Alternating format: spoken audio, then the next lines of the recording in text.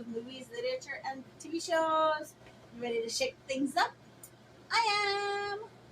For those of you who are new, welcome. You may call me Luke Caru, and you are here to feast upon my opinions of all things movie, TV, and book. And we are coming back to Anne of Green Gables. We are taking on Light and Banality Part 2.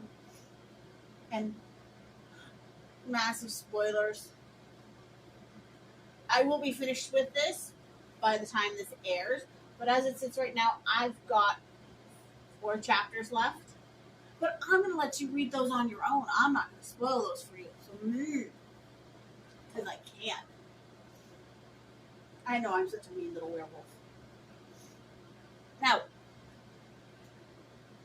for those of you who have not read Anne of Green Gables, it is about a little girl named Anne Shirley who was taken from an orphanage to help Matthew and his sister Marilla Cuthbert in a beautiful place called Avonlea and their home of Green Gables.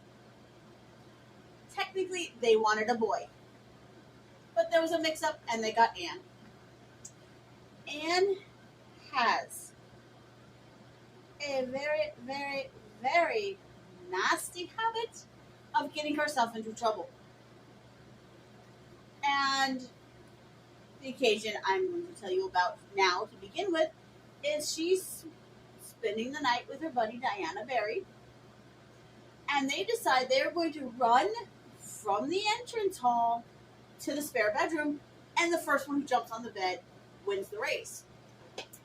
Unfortunately, Mommy Barry fell asleep before she could tell the girls who had come back from a concert that Diana's great aunt Josephine was sleeping in that bed.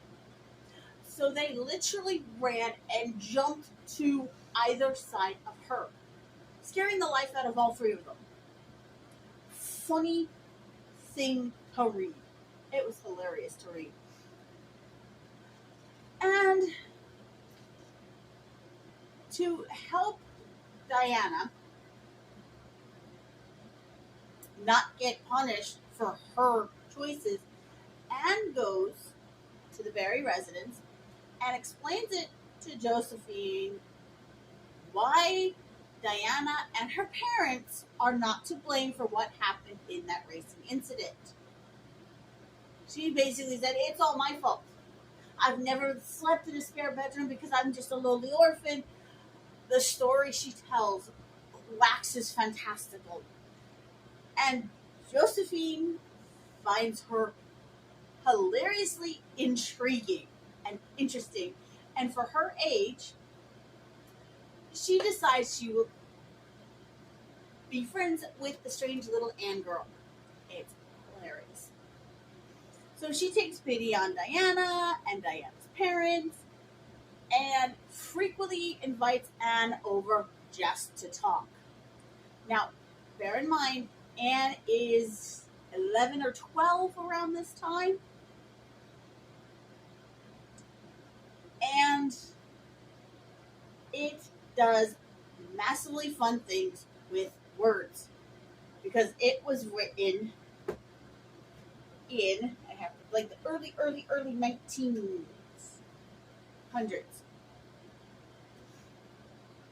It's like 1908, I think this came out. I'll have to double check my notes and answer it properly in the description. This is way before World War I. Thank you, Camera Lady.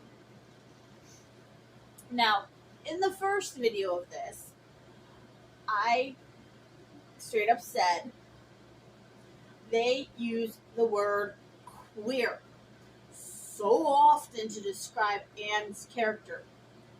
And they are not referring to her sexuality.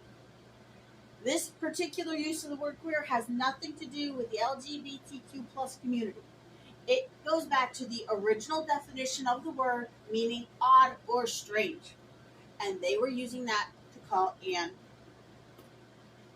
all the time. Another fun word that has popped up a few times in this book, and again has absolutely nothing to do with sexual connotation, is ejaculate. The literal statement is Marilla ejaculated, which, going to the original context of the word, the original meaning, a bursting forth or explosion of. In Marilla's case, it was words. She shouted, but shouted seemed so mediocre, mundane, and honestly, for the time, slang. So she ejaculated. She burst forth a series of words. She had an explosion of words. Again, has nothing to do with sex.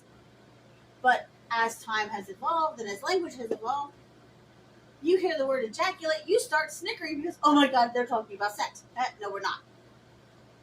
We're talking about good, proper definitions of words that have been turned naughty over the expanse of history. And I was watching the TV series Sleepy Hollow, where Ichabod Crane of the Civil War era was trying to explain to Abby how certain terms worked. And Abby made the comment, so if we have awful intercourse, it means we're going on a second date. Ichabod was shocked, to say the least. And he went, yes, your word use is correct, if not rather shocking. Because awful used to mean full of awe. It was a good thing. Now, awful is, oh God, that's awful, that's disgusting. There's a big difference between full of awe and, ew, gross. Stay. Again, fun word. Because intercourse did not mean sex. It meant social engagement. Public engagement. Basically a date. My camera lady's trying to confuse me. It's fun. But it's also like really early in the morning that where we're filming. So it's very easy to confuse me. Again, intercourse meant social engagement, a date. A walk in the park would be intercourse. In the time prior to World War I. Now, I love Marilla. As much as Anne has this runaway imagination, Marilla is very grounded. And when she heard Anne talking about a haunted wooded path, she got mad. And straight up said, you are not going to let your imaginings control your life. You are going to walk your fuzzy little butt, and I'm saying fuzzy little butt because I can, because I'm a werewolf and we have fuzzy little butts, but you're going to walk your little butt to the Barry residence to get the pattern for the aprons I need for your school uniform, and you're going to march right back here through those woods so it takes less time.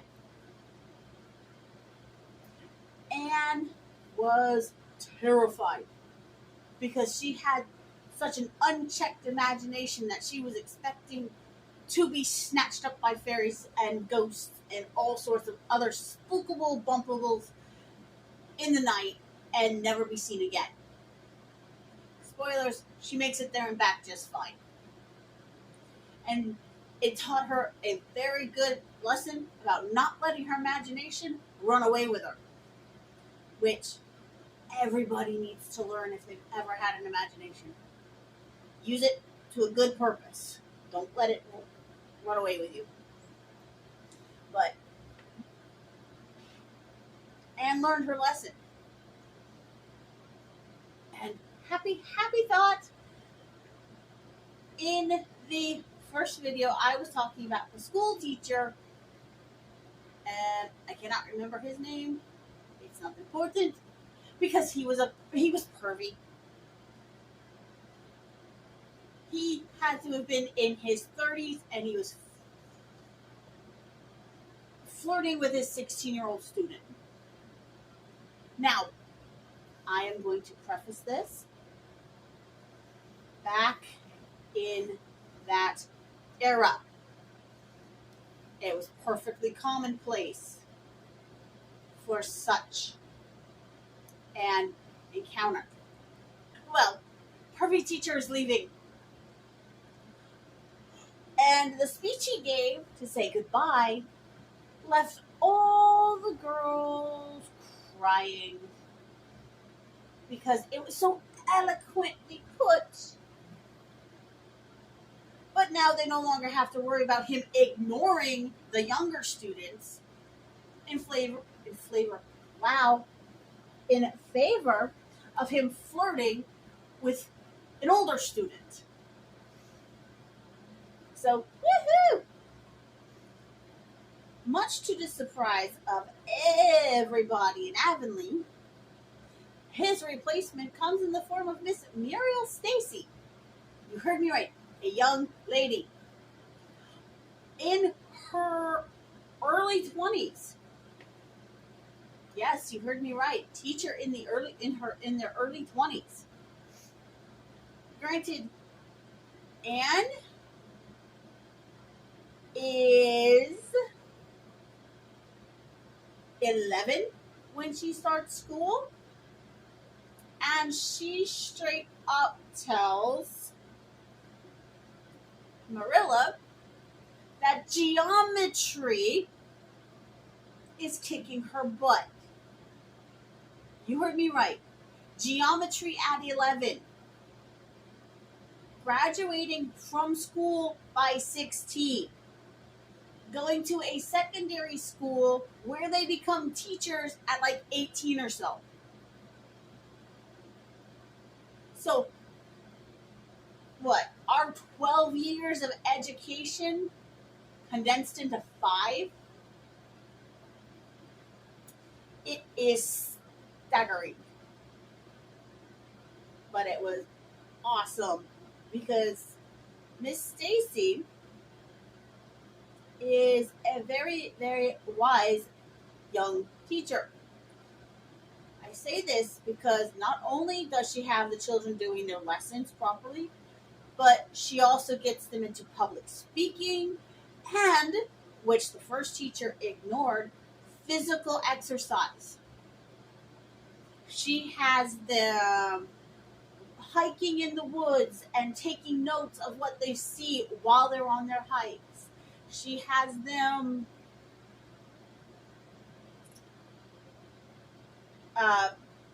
doing jumping jacks and other different exercises, especially when the kids are getting distracted and bored. She breaks up the lessons and has them do something physical. All the kids started thriving under Miss Stacy. And the students bawled their eyes out when she gave her speech of "I am not coming back." She left after Anne and her classmates took the entrance exams to the secondary school Queens. Anne is going to basically a college at 16, where she can become a teacher by 18. Her classmate Gilbert, they never say what he wanted to get into, but one of her classmates wanted to become a clergyman, a minister. Another one wanted to get into politics. 2 other of the young ladies wanted to be teachers. One wanted to go just for the clout of going. And all of this is decided by the time they are 16. They are ready for the workforce by 18. And again, the students were learning geometry and algebra as early as 11. I mean, yeah, they had their basic maths, but their basic maths also incorporated the geometry and the algebra, because they said one of the girls, I cannot remember which one of the girls, had trouble with her basic arithmetic. Arithmetic is what they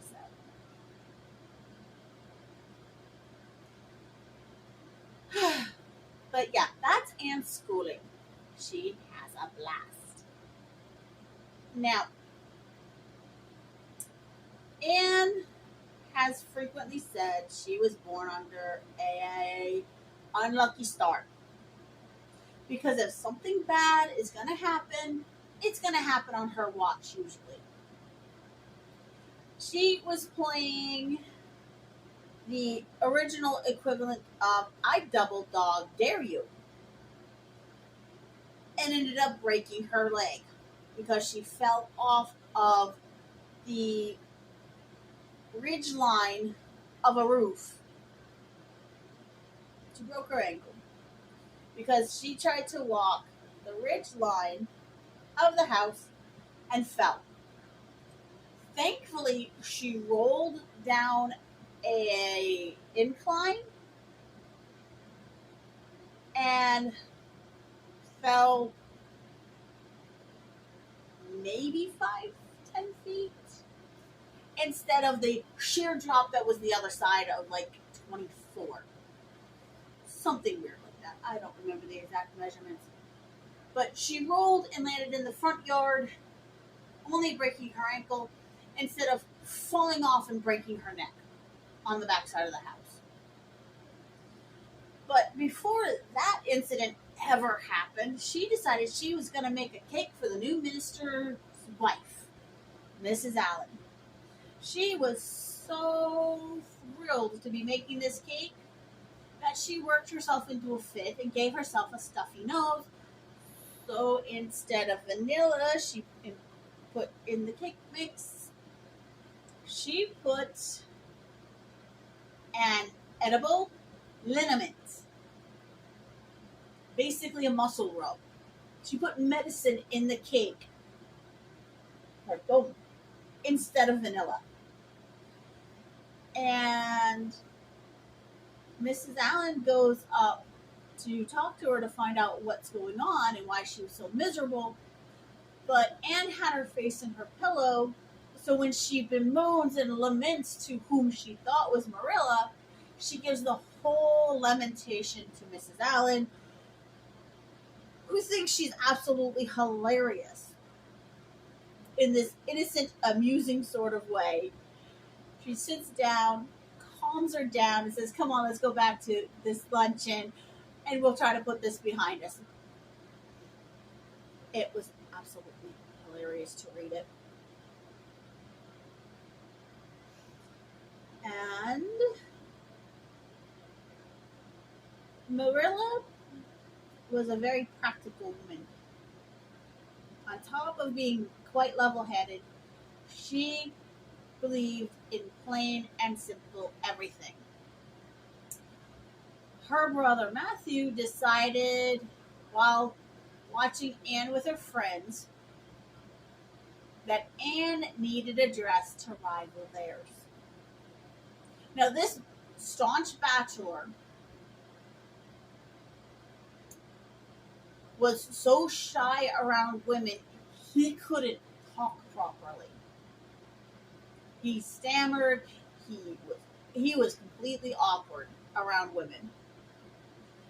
And he was quietly sitting in the corner, taking off his boots from coming in from doing chores, that he had forgotten that Anne and some of her friends were having a sleepover. They come into the kitchen because they're just about to head out to do something. And he's watching them and he's like, "Something's off. There's something different about my my little Annie girl. I don't know what it is. I need to think about it. 2 hours later, after filling the house with pipe smoke, Matthew figured it out. Anne's clothes look too plain. They are functional, not flashy. So he decided that he was going to get a dress, a very fashionable dress made for Anne. And he knew that Marilla would spill the beans to Anne if she were the one to make the dress. So he goes to their neighbor, Mrs. Lynde, who gladly, absolutely, I will make this dress for Anne. And you can tell her I made it, but it was all your idea, everything. Right? It was funny because the instant Marilla saw that dress, she got jealous. Started making Anne more fashionable clothes just so Matthew wouldn't go back to Mrs. Lynde to have her make clothes for Anne. Marilla got jealous. It was so flippin' sweet. But Mrs. Lynde was amazed that this quiet, unassuming bachelor had realized why Anne stood out from her friends almost faster than Marilla did. But clothes are clothes. Marilla truly believed Anne did not need the latest and greatest fashion so long as she was wearing something sturdy and practical that she could wear for every day.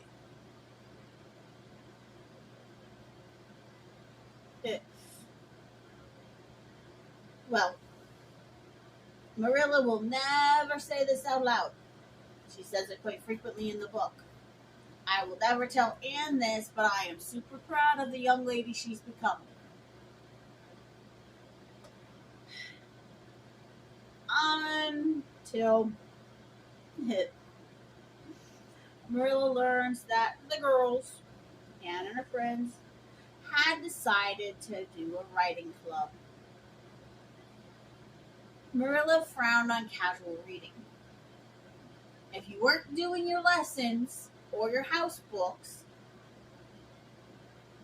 you were doing your chores or you were praying or reading the Bible. That's Marilla. So any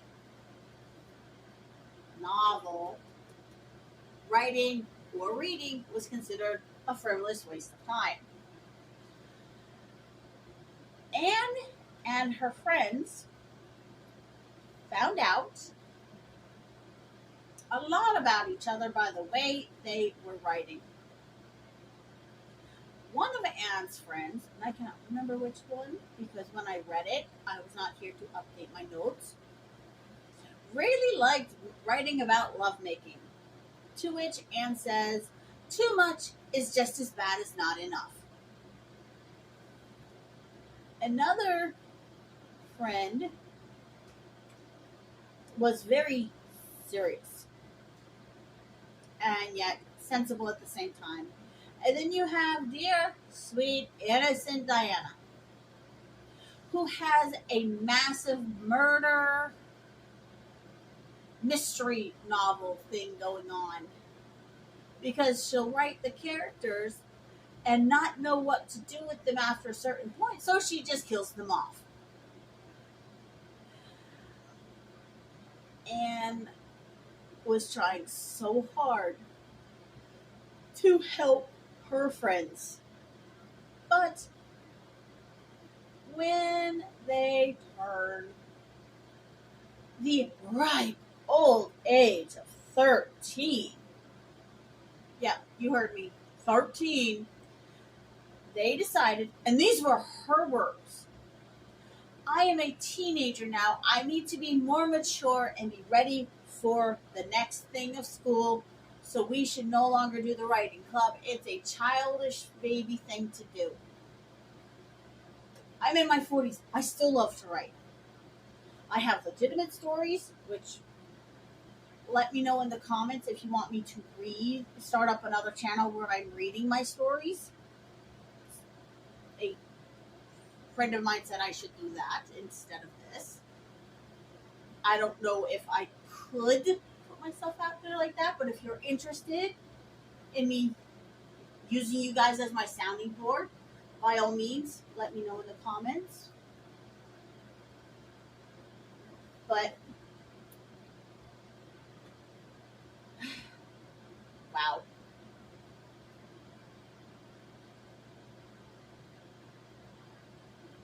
It's sad.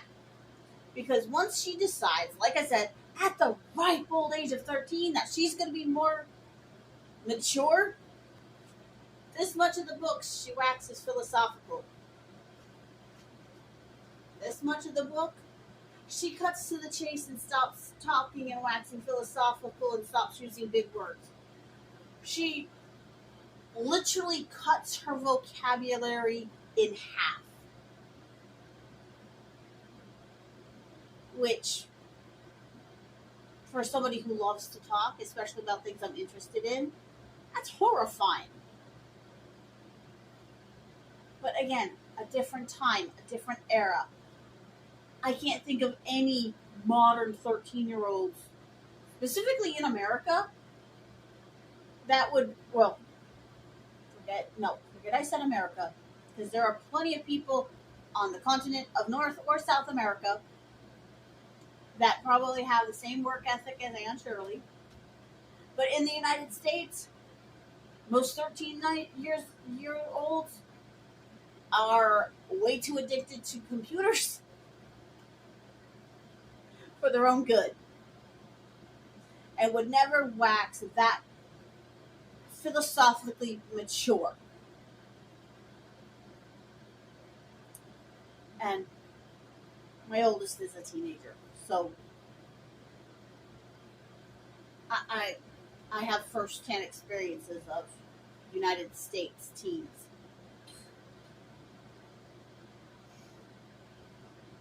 So I'm not going to tell you the end of the book because, like I said, it picks up. It becomes a faster read.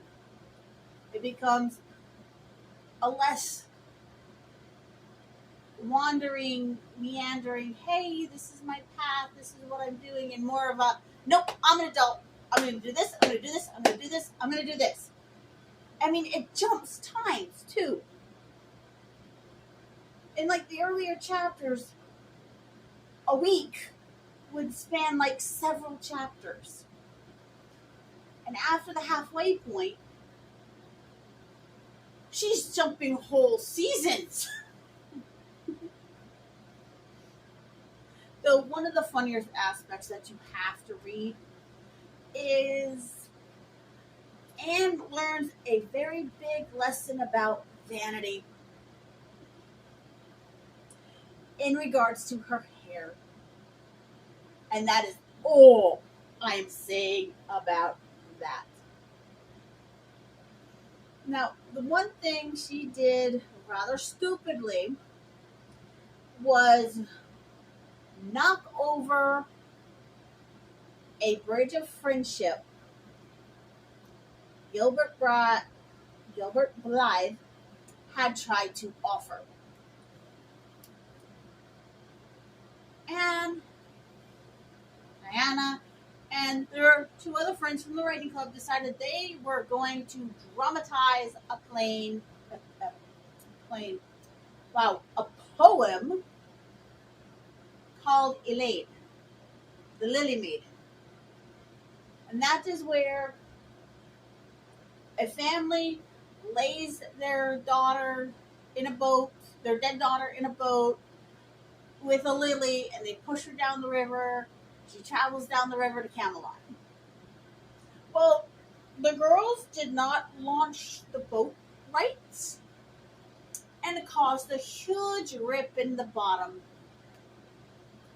What do you think happens to a boat with a hole in it? Yep, it starts to sink. Anne grabbed the Japanese crepe fabric and the black shawl they were using as the decorations, wrapped them around her shoulder, and just kept praying, please let me get to a pillar so I can climb onto that before the boat sinks. Thankfully, the boat bumped into a pillar long enough for her to jump on it, and then it sank right in the view of her friends. And they all assumed that Anne had drowned because she was playing at being dead. Now, they run off, freaking out, leaving Anne clinging to this boat pier, this bridge pillar, going, what am I going to do? What am I going to do? What am I going to do before I get tired and fall back into the water? And up rose Gilbert saying, Anne, what are you doing on that pillar? We were doing this and the boat started sinking. I was like, well, get in here. Come on. And he helps her in.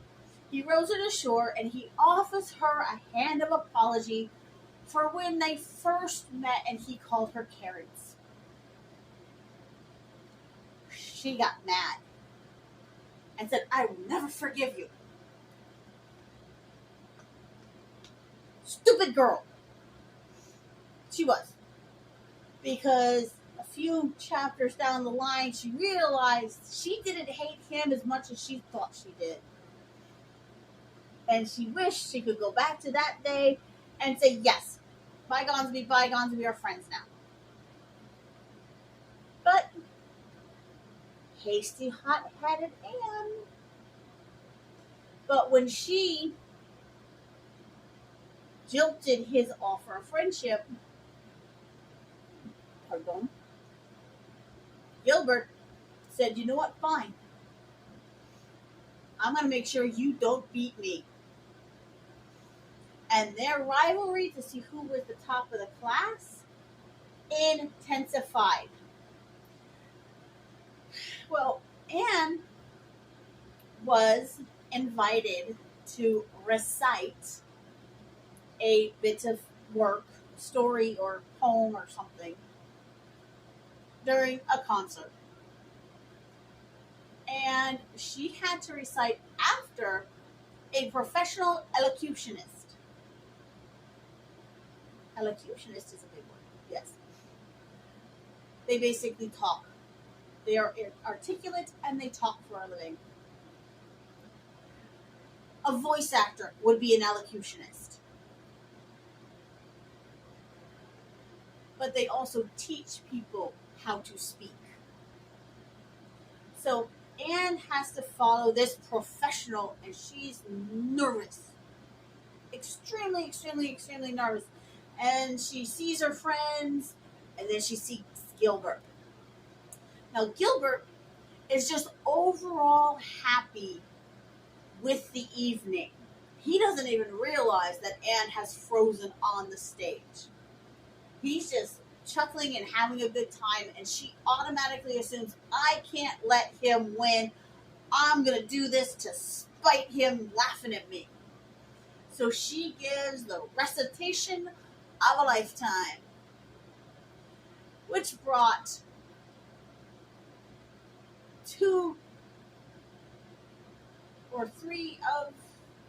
it brought the elocutionist, brought tears to the elocutionist eyes and like two other people. All because she thought Gilbert was laughing at her choking on stage. Stage fright, not actual literally choking. But the elocutionist is like, you're going to stay with me and I'm going to introduce you to people. And you're going to sit with us during the dinner. And Anne got whipped around that place like a little top. Because of everybody, it sounded like she was the only one to have an encore demanded. Which she promptly went home and told Matthew and Marilla all about it. Matthew's like, yep, that's my girl. I knew she could do it. And Marilla's like, stop spoiling her. Yes, she did it. Stuff it. But again, she'd never tell Anne that. Now, I'm going to leave Anne of Green Gables there. Because, like I said, I've got like 4 chapters left myself. But I want you to read them on your own. Because I hate being the person that spoils endings for good things. And I will spoil movie endings no matter how good or bad I think they are because I'm just weird like that. Spoil movies, not books. So, have you read Anne of Green Gables? Will you read Anne of Green Gables? Will you cheat and watch the movies? There are movies out there. I don't know if they'll have all as much or all. Oh, yeah, I have to show this awesome little bookmark. I will leave a description of where I got it. And a little bit more about it. But I love it. It's held up very nicely. And I am so into my bookmarks. It's a testament to how well loved and used they are. And then there's also a little shout out to the Cheeky Cauldron in Seaside, Oregon, because this is where I got this, my 49th, you heard that right, 49th wolf thing. And if you're able to count all my little things and you're going, wait a minute, you're missing some, there's 3 in this egg. Each wolf counts as a different wolf. So, I said so. It's not just one thing, it's 3 wolves in a thing. Hence why there was 3 videos where it was just certain things with that egg.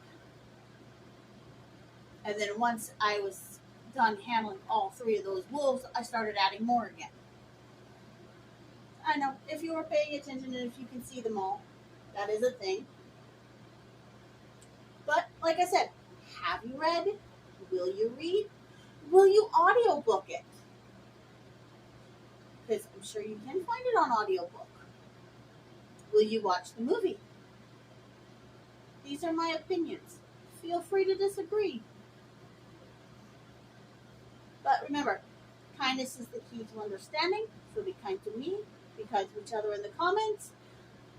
Find the like button and tend to whatever injuries or abuse and neglect it has suffered throughout the week from overuse. Rescue the subscribe button from zombies. Smash the bell to get the zombies' attention as you run the other way. And I'll see you in the next one. Bye.